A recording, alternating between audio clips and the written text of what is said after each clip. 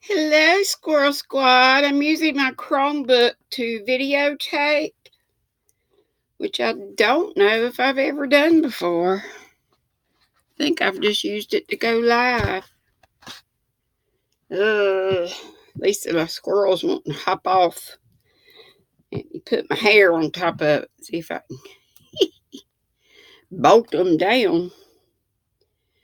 How are you guys this day? I'm doing this early since I'm coming on live tonight.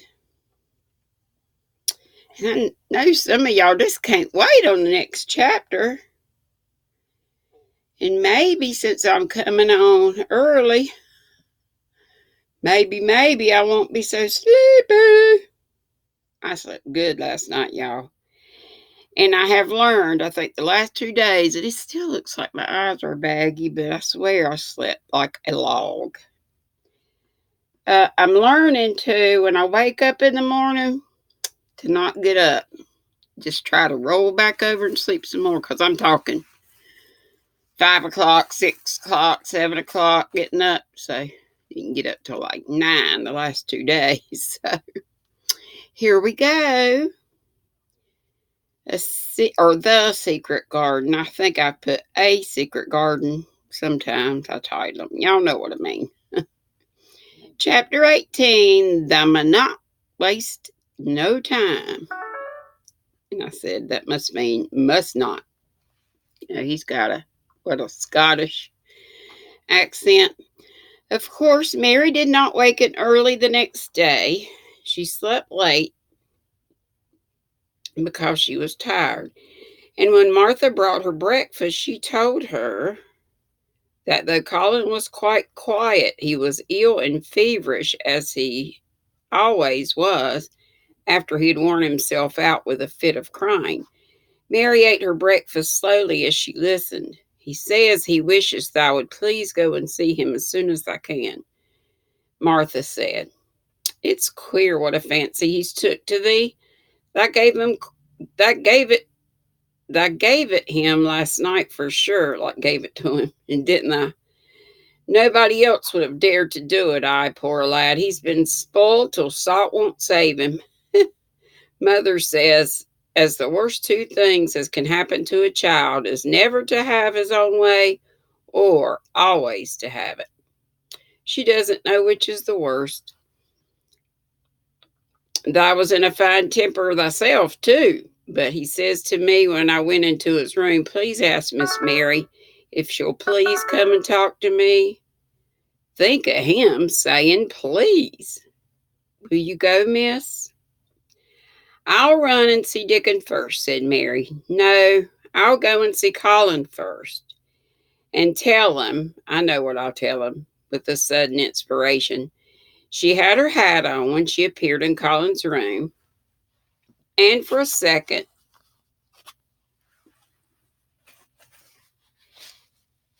he looked disappointed. He was in bed. His face was pitifully white, and there were dark circles round his eyes. I'm glad you came, he said. My head aches and I ache all over because I'm so tired. Are you going somewhere? Mary went and leaned against his bed. I won't be long, she said. I'm going to Dickon, but I'll come back. Colin, it's something about the garden. His whole face brightened and a little color came into it. Oh, is it? He cried out. I dreamed about it all night. I heard you say something about gray changing into green, and I dreamed I was standing in a place all filled with trembling little green leaves, and there were birds on nests everywhere, and they looked so soft and still. I'll lie and think about it until you come back. In 5 minutes, Mary was with Dickon in their garden. The fox and the crow were with them again, and this time he had brought 2 tame squirrels. Yay! Squirrels! And you squirrels? Let's see, he brought 2 tame squirrels. I came over on the pony this morning, he said. He's a good little chap. Jump, that must be his name, is. I brought these 2 in my pockets. This here one, he's called Nut. And this other one's called Shell. I'll have to use those. I think y'all have mentioned Nut before. When he said Nut, one squirrel leaped onto his right shoulder, and when he said Shell, the other leaped on his left shoulder. Man, they're trained. They know their names. When they sat down on the grass with Captain curled at their feet. Sorry, my nose dripping too. Soot solemnly, remember he's the crow, listening on a tree, and Nut and Shell nosing about close to them. It seemed to Mary that it would be scarcely bearable to leave such delightfulness, but when she began to tell her story, somehow the look in Dickon's funny face gradually changed her mind. She could see he felt sorrier for Colin than she did. He looked up at the sky and all about him. Just listen to them. Birds, the world seems full of them, all whistling and piping, he said. Look at 'em darting about and harking at 'em calling to each other. Come springtime, seems like as if all the world's calling. The leaves is uncurling so you can see 'em. And my word, the nice smells there is all about, sniffing with his happy turned up nose. And that poor lad lying shut up and seeing so little that he gets to thinking of things as sets him screaming. My, we mun, like must, get him out here. We mun get him watching and listening and sniffing up the air and get him just soaked through with sunshine, and we may not lose no time about it. When he was very much interested, he often spoke quite broad Yorkshire, which is English, not Scottish, though at other times he tried to modify his dialect so that Mary could better understand him, but she loved his broad Yorkshire, and had in fact been trying to learn to speak it herself. So she spoke a little now. Aye, that we mun, she said, which meant yes, indeed, we must. I'll tell thee what us'll do first, she proceeded, and Dickon grinned because when the little wench tried to twist her tongue into speaking Yorkshire, it amused him very much. He's took a greatly fancy to thee. Okay, Michelle, Graidely. Must mean mighty, a lot, a big fancy to thee. He wants to see thee, and he wants to see Soot and Captain. When I go back to the house to talk to him, I'll ax him if I canna come and see him tomorrow morning and bring the creatures with thee. And then in a bit, when there's more leaves out, and appen, like perhaps I guess a bud or two, we'll get him to come out, and I shall push him in the chair, and we'll bring him here and show him everything. When she stopped, she was quite proud of herself. She had never made a long speech in Yorkshire before, and I wish I could do my British like I used to. Believe it or not, must have been pretty good. I was believable to a lot of people. So, but now I can't read the stuff. Of course, reading and speaking, it's two different things. Thy mun talk a bit of Yorkshire like that to Meester Colin, Dickon chuckled. That'll make him laugh. And there's nowt as good as ill folk as laughing is. Mother says she believes as half a hour's good laugh every morning 'ud cure a chap as was making ready for typhus fever. Now I believe that. Laughter is the best medicine, I do believe. And being kind always and praying. Let's see, I'm going to talk Yorkshire to him this very day, said Mary, chuckling herself. The garden had reached the time when every day and every night it seemed as if magicians were passing through it, drawing loveliness out of the earth and the boughs with wands. It was hard to go away and leave it all, particularly as Nut had actually crept onto her dress and Shell had scrambled down the trunk of the apple tree they sat under and stayed there looking at her with inquiring eyes. But she went back to the house, and when she sat down close to Colin's bed, he began to sniff as Dickon did, though not in such an experienced way. You smell like flowers and fresh things, he cried out quite joyously.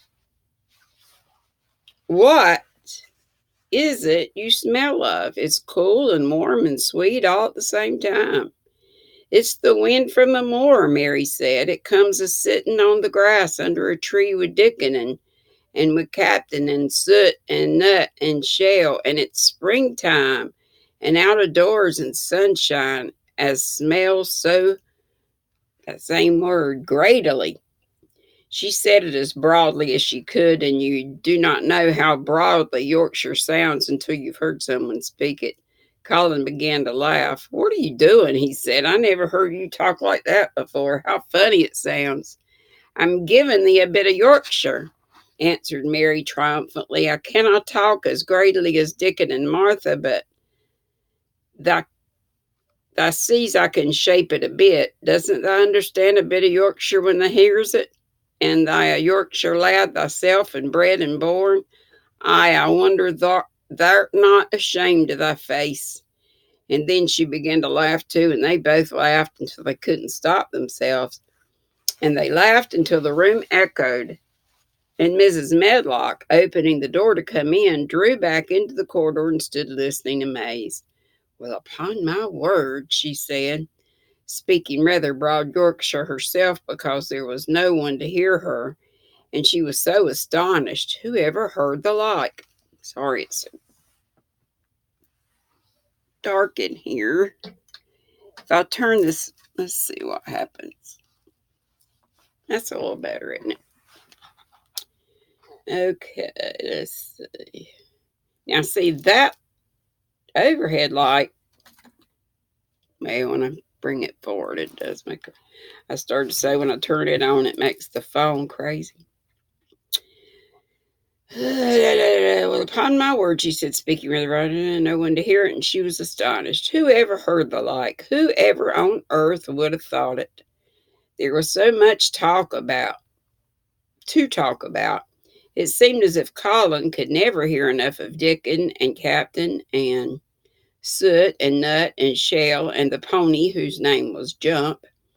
Mary had run round into the wood with Dickon to see Jump.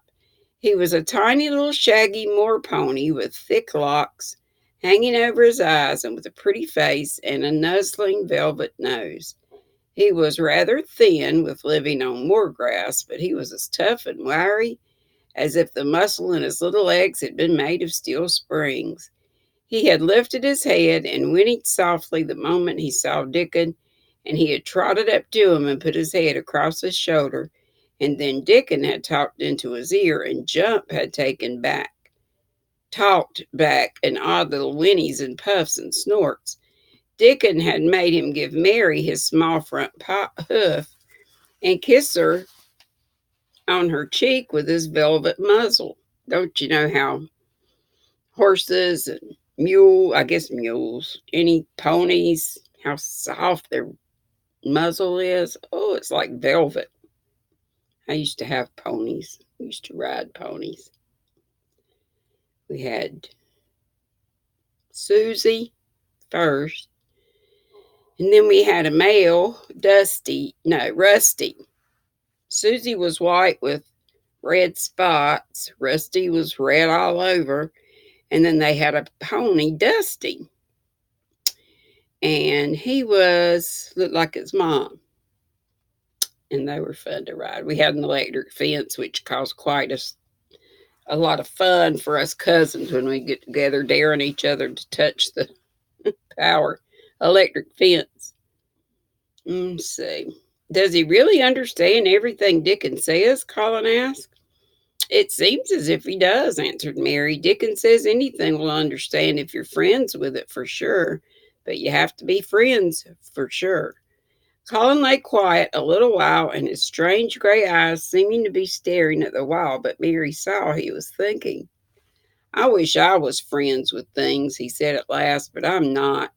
I never had anything to be friends with, and I can't bear people. Can't you bear me? Asked Mary. Yes, I can, he answered. It's funny, but I even like you. Ben Weatherstaff said I was like him, said Mary. He said he'd warrant we'd both got the same nasty tempers. I think you are like him too. We are all three alike, you and I and Ben Weatherstaff. He said we were neither of us much to look at, and we were as sour as we looked. But I don't feel as sour as I used to before I knew the Robin and Dickon. Did you feel as if you hated people? Yes, answered Mary without any affection. I should have detested you if I had seen you before I saw the Robin and Dickon. Colin put out his thin hand and touched her. Mary, he said, I wish I hadn't said what I did about sending Dickon away. I hated you when you said he was like an angel, and I laughed at you, but perhaps he is. Well, it was rather funny to say it, she admitted frankly, because his nose does turn up, and he has a big mouth, and his clothes have patches all over them, and he talks broad Yorkshire, but if an angel did come to Yorkshire and live on the moor, if there was a Yorkshire angel, I believe he'd understand the green things and know how to make them grow, and he would know how to talk to the wild creatures as Dickon does, and they'd know he was friends with for sure. I shouldn't mind Dickon looking at me, said Colin. I want to see him. I'm glad you said that, answered Mary, because quite suddenly it came into her mind this was the minute to tell him. Colin knew something new was coming. Because what? He cried eagerly. Mary was so anxious that she got up from her stool and came to him and caught hold of both his hands. Can I trust you? I trusted Dickon because birds trusted him. Can I trust you? For sure? For sure? She implored. Her face was so solemn that he almost whispered his answer. Yes, yes. Well, Dickon will come to see you tomorrow morning, and he'll bring his creatures with him. Oh, oh, Colin cried out in delight. But that's not all, Mary went on, almost pale with solemn excitement. The rest is better. There is a door into the garden. I found it. It's in the under the ivy on the wall. If he had been a strong, healthy boy, Colin would have probably shouted, Hooray, hooray, hooray! But he was weak and rather hysterical. His eyes grew bigger and bigger, and he gasped for breath.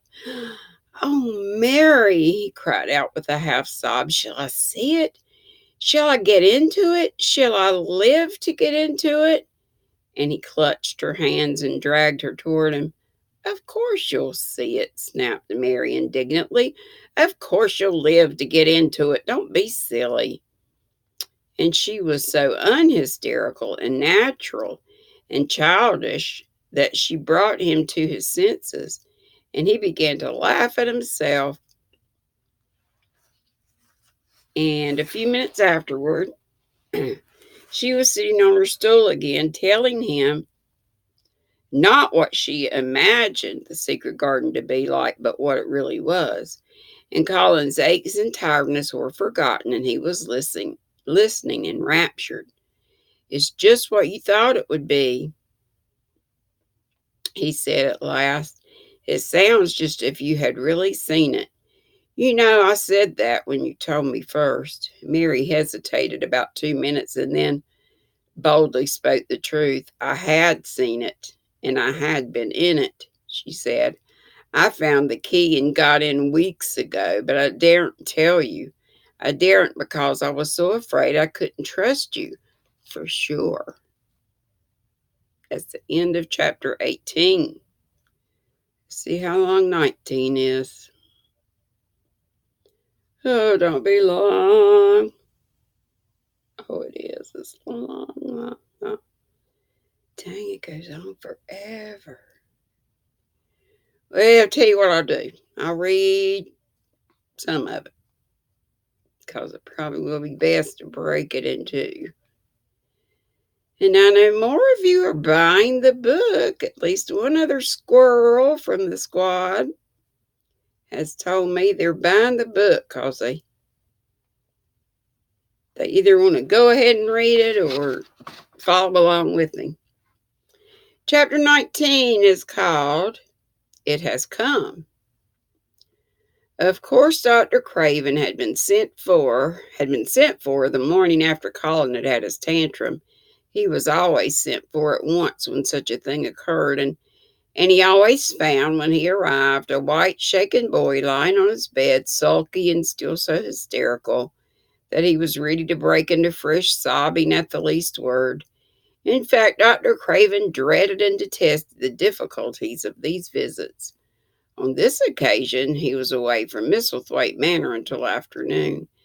"How is he asked Mrs. Medlock rather irritably when he arrived.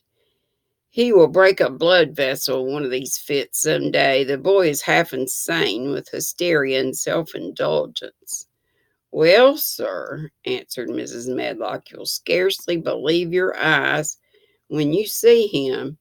That plain, sour faced child that's almost as bad as himself has just bewitched him." And she's talking about Mary. Let's see. How she's done it, there's no telling. The Lord knows. She's nothing to look at, and you scarcely ever hear her speak. But she did tell him what none of us dare do. She just flew at him like a little cat last night and stamped her feet and ordered him to stop screaming. And somehow she startled him so that he actually did stop. And this afternoon, well, just come up and see, sir, is past crediting. The scene which Dr. Craven beheld when he entered his patient's room was indeed rather astonishing to him. As Mrs. Medlock opened the door, he heard laughing and chatting. Colin was on a sofa in his dressing gown, and he was sitting up quite straight, looking at a picture in one of the garden books and talking to the plain child, Mary, who at that moment could scarcely be called plain at all because her face was so glowing with enjoyment. "Those long spires of blue ones, we'll have a lot of those," Colin was announcing. "They're called delphiniums," and he said it like that. "Dickens says they're larkspurs made big and grand," cried Mistress Mary. "There are clumps there already." Then they saw Dr. Craven and stopped. Mary became quite still, and Colin looked fretful. "I'm sorry to hear you were ill last night, my boy," Dr. Craven said a trifle nervously. He was rather a nervous man. "I'm better now, much better," Colin answered, rather like a Rajah. "I'm going out in my chair in a day or two if it's fine. I want some fresh air." Dr. Craven sat down by him and felt his pulse and looked at him curiously. "It must be a very fine day," he said, "and you must be very careful not to tire yourself." And he's talking about the weather. "Fresh air won't tire me," said the young Rajah, as there had been occasions when the same young gentleman had shrieked aloud with rage and insisted that fresh air would give him a cold and kill him. It is not to be wondered at that the doctor felt somewhat startled. "I thought you didn't like fresh air," he said. "I don't when I'm by myself," replied the Rajah, "but my cousin is going out with me." "And the nurse, of course," suggested Dr. Craven. "No, I shall not have the nurse," so magnificently that Mary could not help remembering how the young native prince had looked with his diamonds and emeralds and pearls stuck all over him and the great rubies on the small dark hand he had waved to command his servants to approach with salams and receive his orders. "My cousin knows how to take care of me. I'm always better when she's with me. She made me better last night. A very strong boy I know will push my carriage."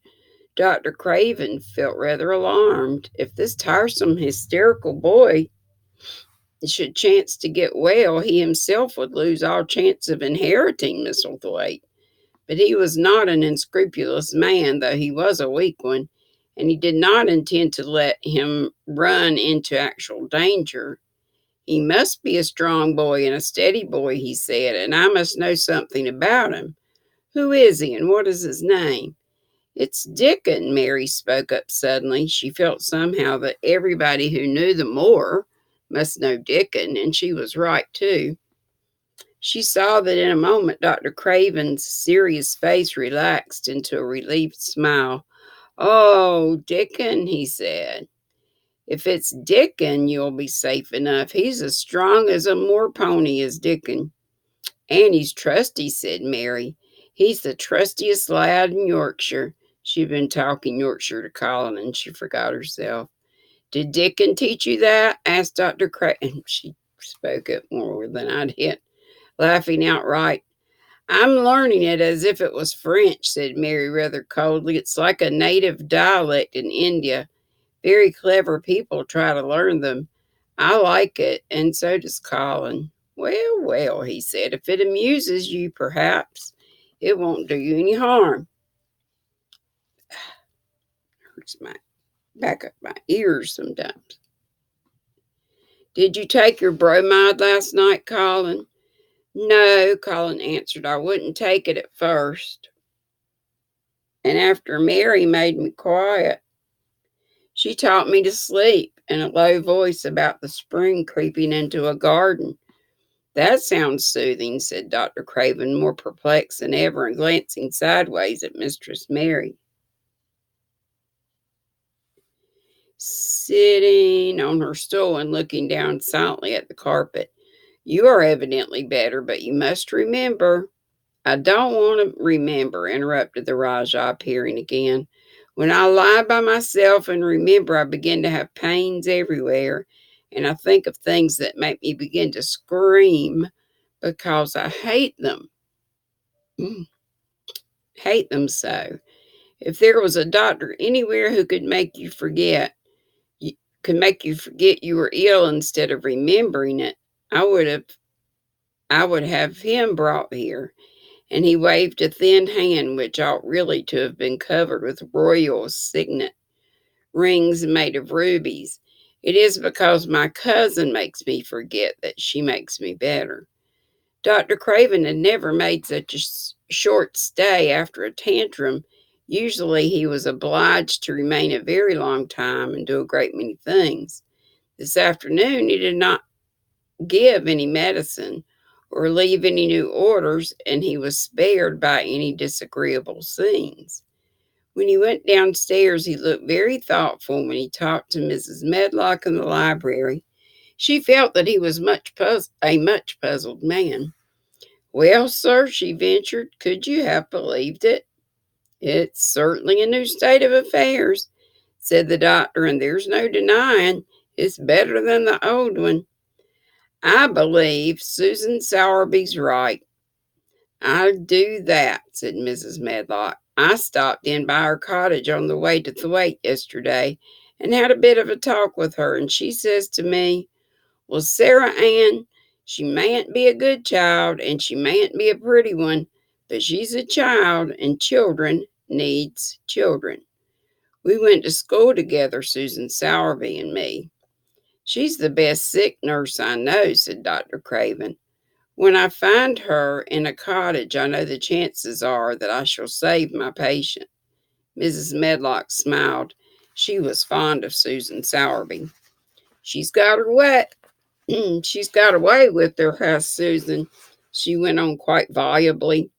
I've been thinking all morning of one thing she said yesterday. She says, once when I was giving the children a bit of a preach after they'd been fighting, I says to 'em all, when I was at school, my geography told as the world was shaped like a orange, and I found out before I was 10 that the whole orange doesn't belong to nobody.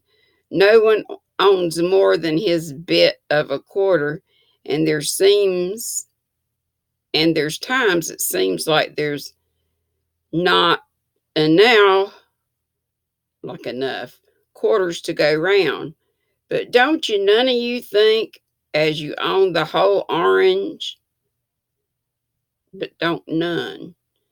But don't none of you think as you own the whole orange or go find out you're mistaken, and you won't find it out without hard knocks. What children learns from children, she says, is that there's no sense in grabbing at the whole orange, peel, peel and all, peel and all. If you do, you'll likely not even get, I'm sorry, I'm trying to figure this out as I read. If you do, you'll likely not get even the pips, and them's too bitter to eat. I guess it's like the pith, we call it the white stuff. She's a shrewd woman, said Dr. Craven, putting on his coat. Well, she's got a way of saying things, ended Mrs. Medlock, much pleased. Sometimes I've said to her, Susan, if you was a different woman and didn't talk such broad Yorkshire, I've seen the times when I should have said you was clever. And that's Dick and Mary's mom. I mean, not Mary. Martha's mom, Susan Sowerby, I think, isn't it? All right, guys, I'm going to stop there, guys. Ladies, and maybe a man or two. I got the bookmark right away. What?